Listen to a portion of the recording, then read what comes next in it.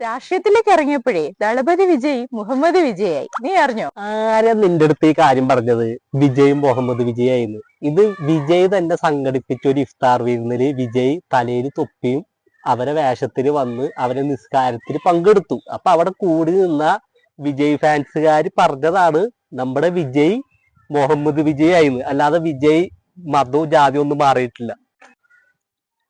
സുരഭിയുടെ lip lock scene കാണാൻ set മുഴുവൻ വന്നെന്ന് അറിഞ്ഞേ.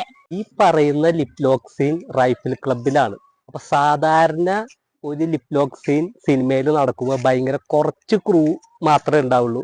എന്നാൽ റൈഫിൾ ക്ലബില് സുരഭിന്റെ ലിപ് ലോക്ക് സീൻ നടക്കുന്ന സമയത്ത് ആ ക്രൂവിലുള്ള എല്ലാവരും വേണമെന്ന് സുരഭിക്ക് നിർബന്ധമായിരുന്നു. അങ്ങനെ സുരഭിന്റെ ലിപ് ലോക്ക് സീനിന്റെ സമയത്ത് സുരഭി അവിടെയുള്ള എല്ലാവരും വിളിച്ചിട്ടാണ് ആ സീൻ ഷൂട്ട് ചെയ്തത്.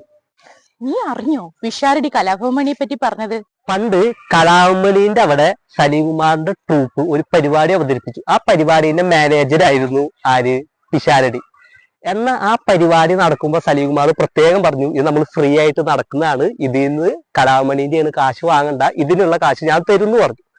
പക്ഷെ പരിപാടി വിജയകരമായി കഴിഞ്ഞപ്പോ കലാമണി സ്നേഹത്തിന്റെ പേരിൽ ഇവരെ കാശ് കൊടുത്തു. അപ്പൊ പിഷാരടിയും ബാക്കിയുള്ളവരും പറഞ്ഞു, ഞങ്ങൾക്ക് കാശ് വേണ്ട, സലീംകുമാർ പ്രത്യേകം പറഞ്ഞിട്ടുണ്ട് നമ്മുടെ കാശ് വാങ്ങരിക്കും, അല്ല കലാമണീന്റെ കാശ് വാങ്ങരിക്കോ, ഞാൻ നിങ്ങൾക്ക് കാശ് തരുന്നു പറഞ്ഞു. അങ്ങനെ കലാഭവമണി നിർബന്ധിച്ച് ഇവരെ കയ്യിൽ കുറച്ച് കാശ് കൊടുത്തു. ഈ പിഷാരടി കലാഭവമണിന്റെ ചരമവാർഷികത്തിന്റെ ദിവസത്തിന് ഒരു സ്റ്റേജിൽ ഈ കഥ പറഞ്ഞു. അതാണ് ഇത്ര വലിയ സംഭവം.